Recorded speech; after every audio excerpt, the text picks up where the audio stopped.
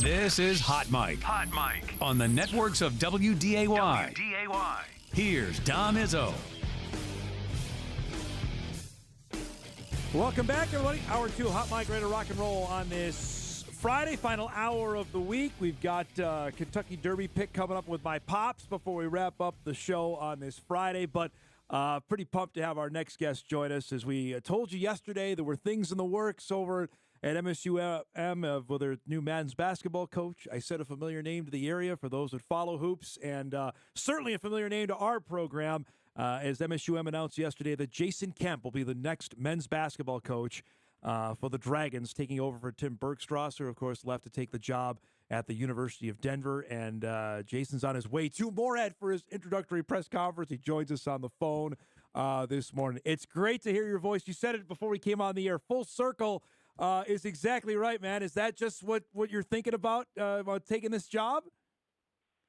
Yeah, absolutely. Definitely a full circle moment. I think a lot of people know I got my start at MSUM, and I'm currently in the car with my family right now. My wife is Shaylin, and my kids Violet and Xander, and we're trucking up I-94 right now on our way to Nemzek Hall. It seems like every time I've taken this drive, it's been an impactful moment in my life. I packed up my 96 Ford Explorer and left La Crosse, Wisconsin, and came to Moorhead right out of college, and was an assistant coach there. And same stretch of highway that we took when we drove down for the NCAA tournament, when we played Kansas in the NCAA tournament at NDSU, and now driving back up as the head coach of the Dragons. So I'm excited. Jace, give me a sense when this popped on your radar and your interest level in the job. Immediate interest. Immediate interest. I know how good a league the NSIC is. I know that the coaching is elite at not just at the Division II level, but at all levels of college basketball. And really, one of the things that was comforting is I've always looked at it as a Division II version of the Big Ten. You have really, really good schools, really competitive recruiting, a physical brand of basketball, and I thought from a transition standpoint, going from assistant coach to head coach, like this is something that I'm going to be familiar with. The desire to be a head coach, has that always been there? And now the realization that you're going to be that, what goes through your mind when I say that? Yeah, I think, obviously there's some nervous energy, but there's also some confidence. And I think that confidence comes from the fact that I've been around a ton of great coaches throughout my career, starting with Stu Engen, who kind of laid the foundation at MSUM when they didn't have the resources that they have right now. And then all the way through watching Tim Miles and Saul Phillips and what we were able to accomplish at NDSU, and now to Dave Richmond, the winningest coach in school history by winning percentage. And then my journey took me all the way through with Todd Kowalczyk at Toledo and Saul again, and Minnesota native from Rochester, Dane Fisher at William & Mary, and then with Ben at Minnesota. So I've gotten some real on-the-job training. I've also got to watch a number of other people in the business, Bucky Mon and Craig Bowl and PJ Fleck, and guys that I really respect, and got to pick their brain on what it's like to call a timeout, what it's like when you're looking over your shoulder and there's a decision to be made and you have to be bold. And so I'm excited about it. I feel like my experience has prepared me, and I'm walking into it with a ton of confidence, knowing that there's going to be some growing pains, but it's go time. How do you feel that you're now the guy to call a timeout? You're going to be the one that everyone's looking at. And I know you've been preparing for this forever, but now that's going to be on you. How do you feel about that? I'm gonna be asking my assistants how many timeouts I have over and over and over again. I will not be pulling a Chris Webber. I promise you that. So, I wasn't worried about that, man. Yeah, no, but it's fun. Like, I think every coach has an idea throughout their career of who they want to be and what they want to do, and I've certainly have had that, and I'm excited to put my ideas to the test here. last couple months at Minnesota, describe the challenge of that, then to see how the guys played, especially at the end of the year. How personally challenging was the last couple months, Jason, with the Gophers? You know, like I'm a no excuses kind of guy, and I first of all would say that the effort level that we put in and that Ben Johnson put in was awesome. There's a changing landscape in college basketball, and right now I think it's at that level it's critical, and resources are critical, and dollars are critical. If you go back and look at the types of recruits we had, you know, I'm on the phone with Cam Christie last night, currently playing for the Los Angeles Clippers that I recruited. Yeah. And we're talking about, man, if we would have been able to keep that team together, how special it would have been. You know, Jamison Battle that's playing for the Raptors was supposed to be on that team. But the reality is if you can't retain talent, like you're going to have to acquire talent. Yep. So it was a challenge. But to me, I look at it as everybody has the same set of circumstances. Some have more than others, and you got to do the best with what you got.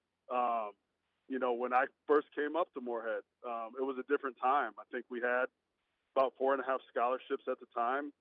And I remember having long conversations with Coach Ingen about recruiting and like, you know, is this guy, can we get him books? Like, how much do we have left? Can we get him? We spent a lot of time being strategic and trying to figure out how we could build the best, most competitive roster. And obviously, one of the reasons I'm interested in the MSUM job and as I look through the next steps in my career is that I think from a resource standpoint, we are one of the halves in our league. Mm-hmm. And so I really, really like that about the job is I'm going from a situation where we had to stretch resources and do the best we can to somewhere where when you look at your league opponents, like you should be able to compete. And so that's what I'm most excited about. You're in a spot now, as you well know, most every mid-major and Division I and certainly Division II, where you've got to rebuild this roster.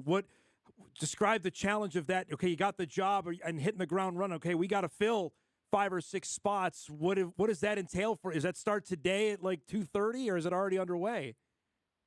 It's more than underway, and I will tell you, 5 to 6 spots is a blessing. You know, at that Power 5 level. Yeah, you're right. Power 5 level. Yeah. You're saying we got to get 5 guys. You're like, thank you, guys. So I'm ready to go. I think I'm gonna lean heavy on some of my contacts to try to put a championship level roster together. Like I wanna win now, but I also am sitting back and looking at what Chad and what Tim have done over the last few years, and there's a formula here that I don't have to change. Yeah. When we came in at Minnesota, you know, I sat down in the seat with Coach Johnson, and I think I've told you this before, but we looked around and we had one player. We had one player on the roster. We had to rebuild an entire roster, and there's 6 guys in the room right now that, and I told them this when I came up there. I said, you guys are the most important leaders in this program because you know how to win here. And I'm going to listen closely to them as to what we need. But the framework is there just based on what Chad and Tim did to really fill out this roster. And I'm going to be myself. I'm going to make the program my own. And, you know, your players are going to be an extension of who you are. Yeah. So I want them to learn who I am. But coming in and reinventing the wheel, like that's not something I have to do. And for my first head coaching job, like that's what's really appealing about this situation. Yeah, I know you know everybody in the Twin Cities. MSUM has made a habit of finding some guys that have been under the radar. How much does that help, Jason, that your contacts there, you can tap into that for some guys to maybe come and help this roster?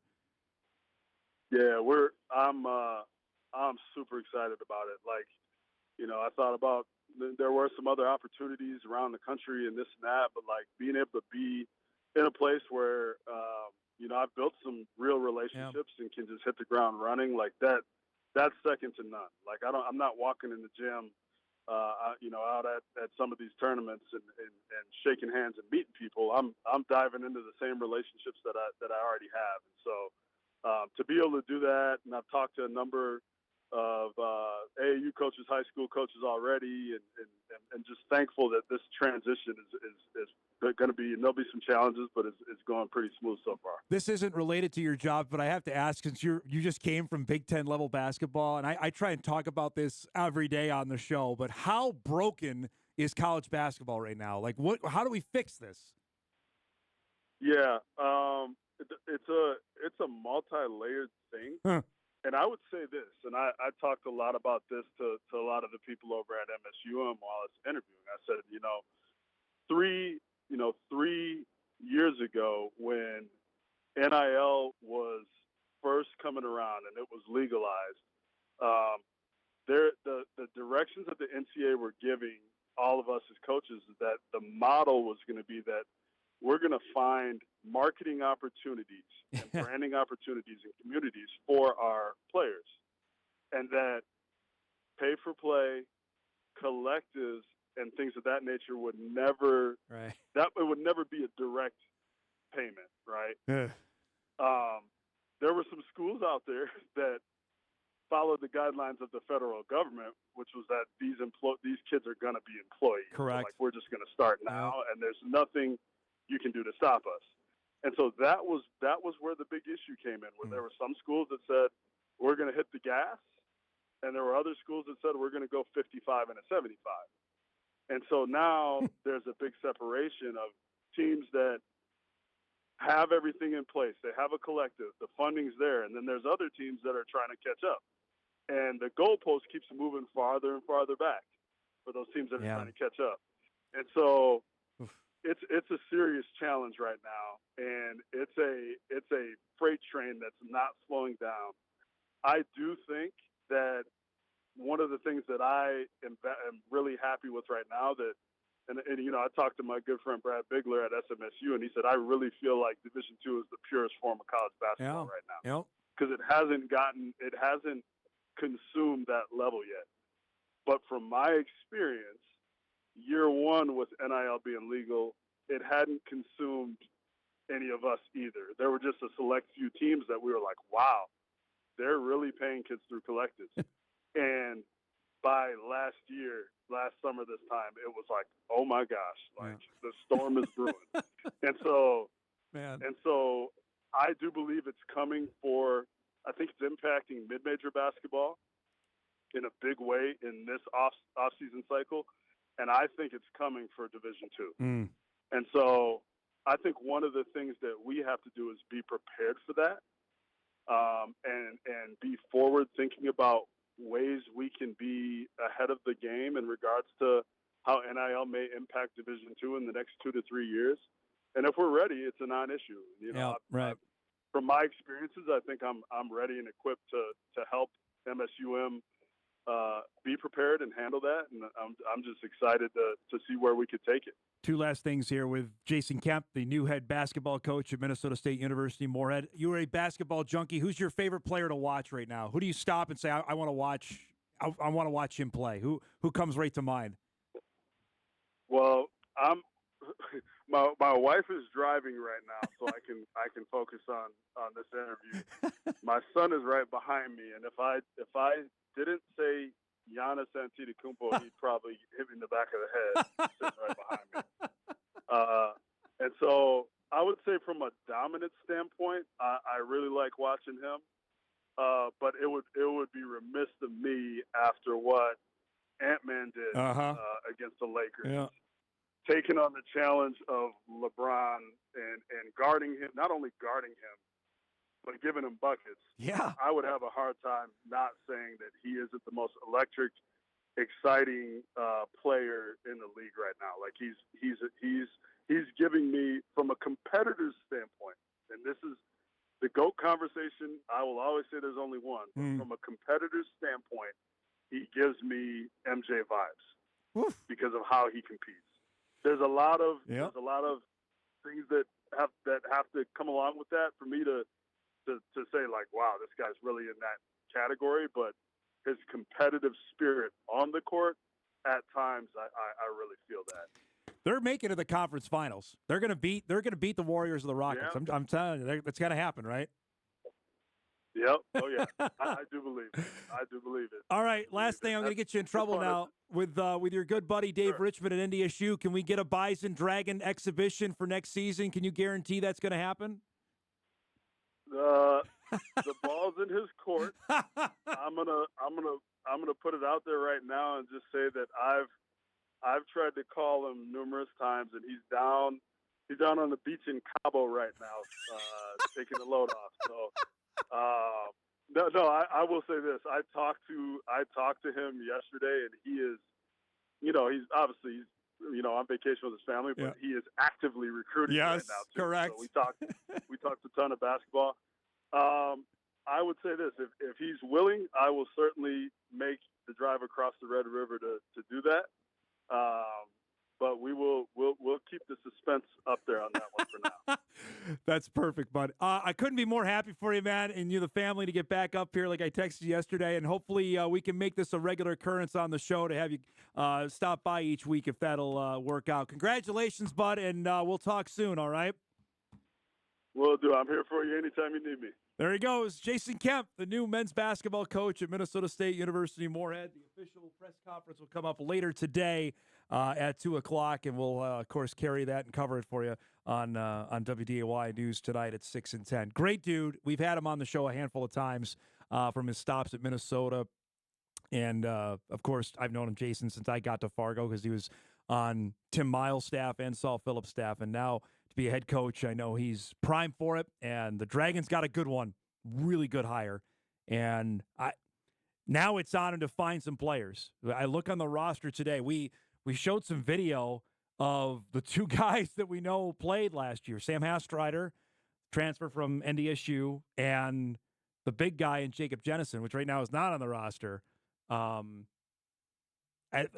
After that, it's Eddie Bedinga, Levi Burkholz, Will Kinsey, Tyson Gerards, and Adam Jenkins are all that's left on the Dragon men's basketball roster. So there is some work to do for Coach Kemp now taking over at MSUM. Appreciate his time. We'll break. Come back. Got a few emails to get to. Don't forget, we got Stone Cold Kentucky Derby lock picks coming up in about 15 minutes with my dad. Hot Mic rolls on, and we got a train shot Friday. We're back after this.